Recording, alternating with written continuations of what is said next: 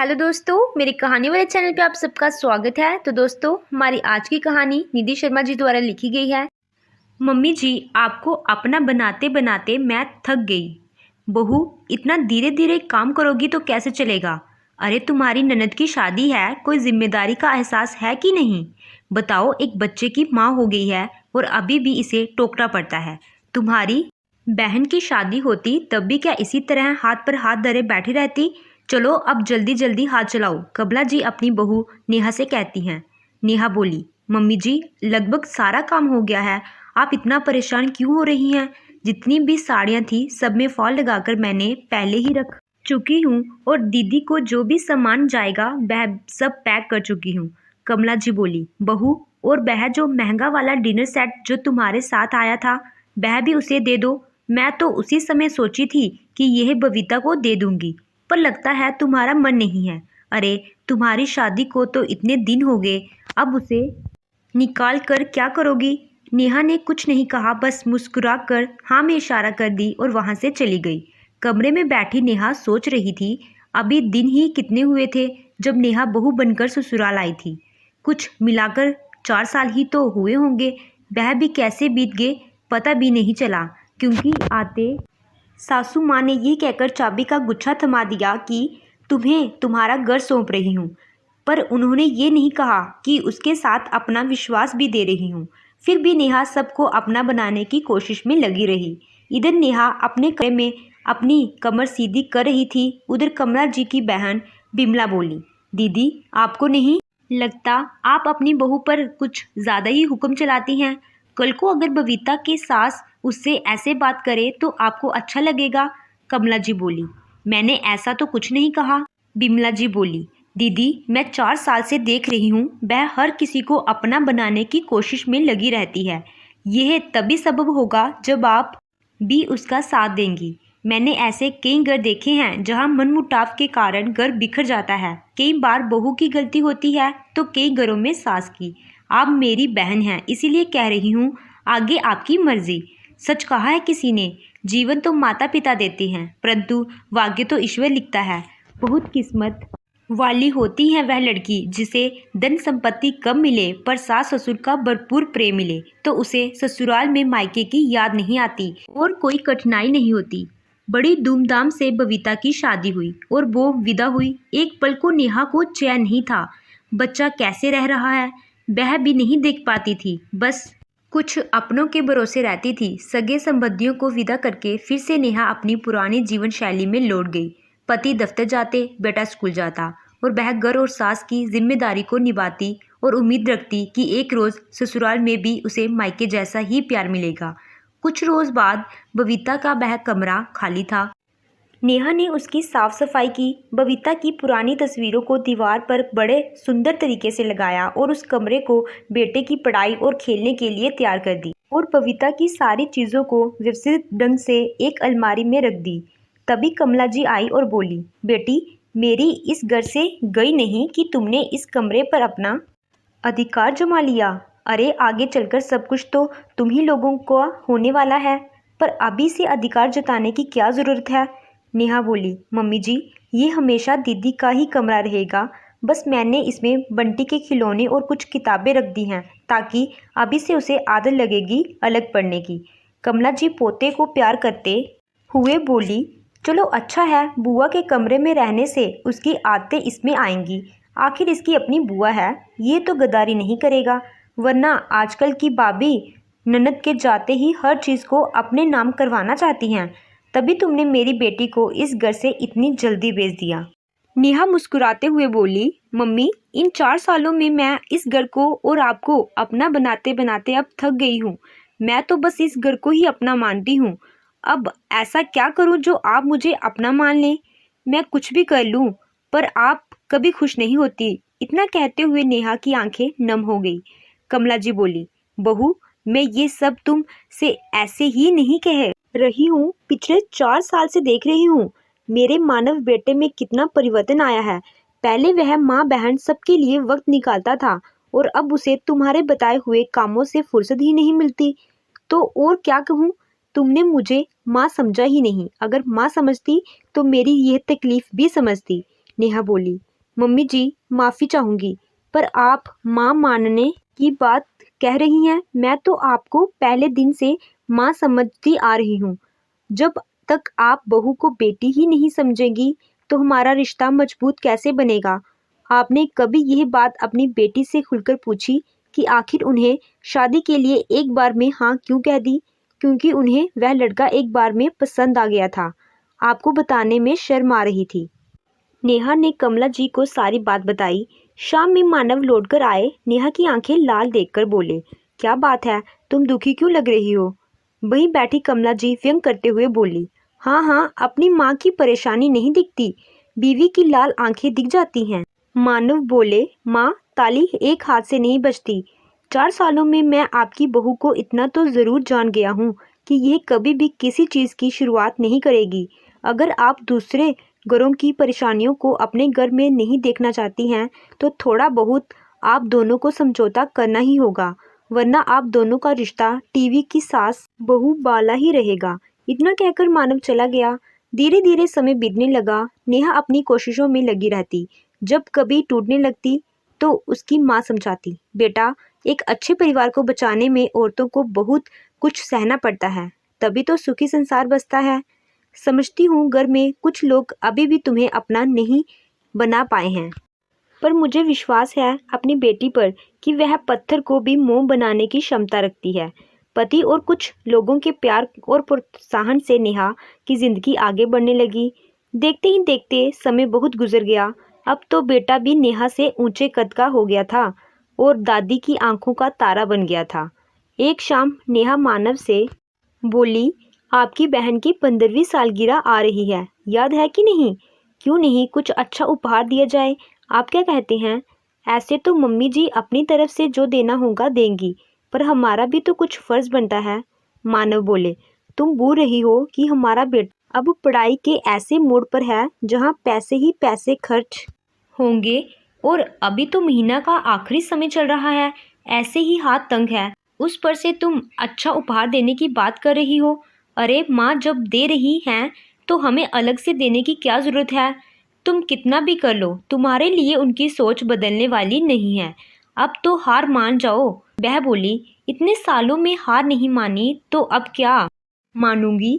हाँ, आपकी बहू के आने से पहले अपनी सास की बहू कम बेटी बन जाना चाहती हूँ, तो क्या ज़्यादा चाहती हूँ? अब तो माँ भी नहीं रही जिससे कुछ सलाह ले लूँ, इसीलिए आपसे पूछ रही हूँ।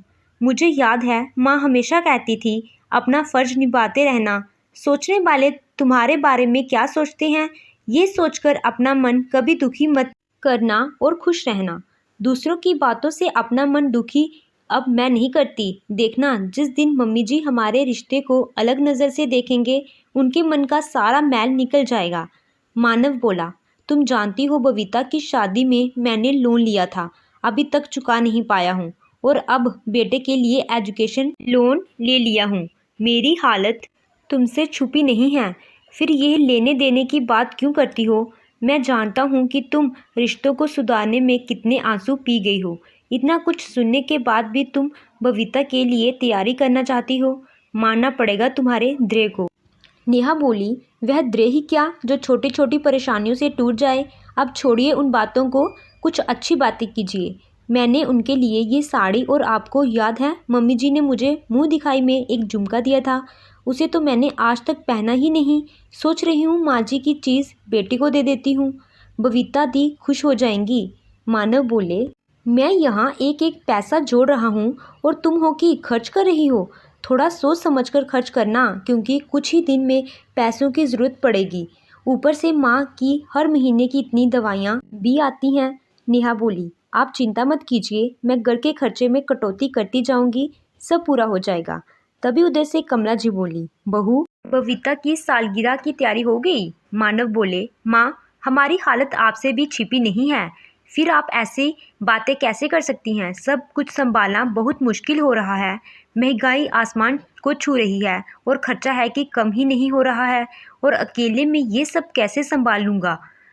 कमला जी बोली, ये सब तो उस वक्त सोचना चाहिए था जब बीबी को लेकर बाहर घूमने जाते थे और ससुराल वालों पर खर्च करते थे। मानव हैरानी से माँ को देखने लगा तो नेहा बोली, आप क्यों परेशान होते हैं? बेकार में पुरानी बातें फिर से शुरू हो जाएंगी।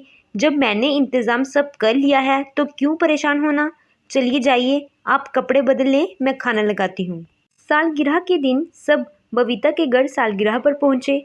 कमला जी बोली, बहू अगर मैं उपहार दूँ तो तुम्हें बुरा तो नहीं लगेगा? नेहा हंसकर बोली, हाँ मम्मी जी बिल्कुल, आप घर की बड़ी हैं, आपके हाथों से उपहार दिया जाएगा। इतना कहकर उसने वह उपहार कमला जी को दे दिया। कमला जी ने खोल कर देखा तो बोली, बहू यह तो वही झुमके हैं जो मैंने तुम्हें दिया था। चलो ठीक है, फिर ये हल्का नहीं होगा, वरना अपने मायके की चीज़ अगर तुम दे देती तब तो मेरी इज्जत ही खराब हो जाती। और उपहार बेटी को दे दिया। बबीता ने उल्ट पुलट के उपहार देखा और तंज कसते हुए बोली, भाभी मेरे ही घर की चीज़ें मुझे दे रही हो? चलो ठीक है। मानव नेहा की तरफ देखे। नेहा बोली, क्या हुआ, आप मुझे ऐसे क्यों देख रहे हैं? मानव बोले, देख लिया, अगर अपना जिगर भी काट कर दे दोगी तब इन्हें खुशी नहीं मिलेगी। आखिर कब तक ये सब करती रहोगी? नेहा हंसकर बोली, बहुत पुरानी किताब में लिखा था, गिरकर उठने वालों की हार नहीं होती, कोशिश करने वालों की कभी हार नहीं होती। मानव पत्नी की इसी अदा पर फिदा था। हर परेशानियों को हंसते हंसते वह किनारे कर देती थी। वही उसकी माँ बहन इतना कुछ होते हुए भी कभी खुश नहीं होती थी, हमेशा नकारात्मक सोच के साथ जीती थी। उत्सव समाप्त होने के बाद वह सब घर लौट आए। नेहा कमला जी से बोली, मम्मी जी आज तो आप बहुत खुश होंगी। जब बेटी की सालगिरह की गिनती बढ़ती जाती है तो माँ बाप से ज़्यादा खुश कौन रह सकता है? कमला जी बोली, हाँ वह बात तो है, बस थोड़ा उपहार में कमी लगा मुझे। अब क्या किया जाए, जब देने की इच्छा ही ना हो तो कोई कितना खर्च करेगा? इतना कहकर वह अपने कमरे में चली गई। मानव बोला, देखा तुमने, तुम कितना भी कर लो माँ खुश नहीं होंगी। नेहा बोली, मुझे मम्मी जी से अब कोई शिकायत नहीं है।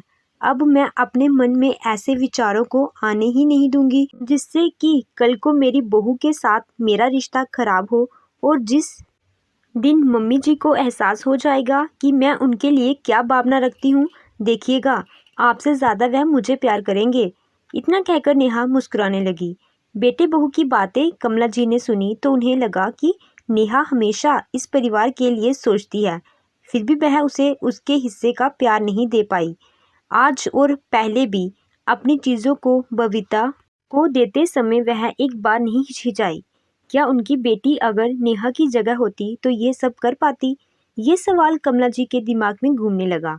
अगले दिन मानव दफ्तर जाने लगे तो माँ के पास आकर बोले, माँ नेहा तो आपको अपना बनाते बनाते नहीं थकी, पर अब मैं थक चुका हूँ। अब कम से कम दूसरों के बारे में छोड़कर अपनी बहू के बारे में सोचना शुरू कीजिए, क्योंकि कल वह भी सास बनेगी तो उसे अब आप क्या सिखाना चाहती हैं कि वह अपनी बहू के साथ कैसा व्यवहार रखे। उम्मीद करता हूँ आप उससे अच्छी ही सीख देंगी, क्योंकि मेरी माँ दुनिया की सबसे अच्छी माँ है। इतना कहकर मानव दफ्तर चले गए। कमला जी सोचने लगी, सच में अगर बहू की जगह बबीता होती तो उनके कहने पर भी वह अपनी चीज़ें दूसरों को नहीं देती।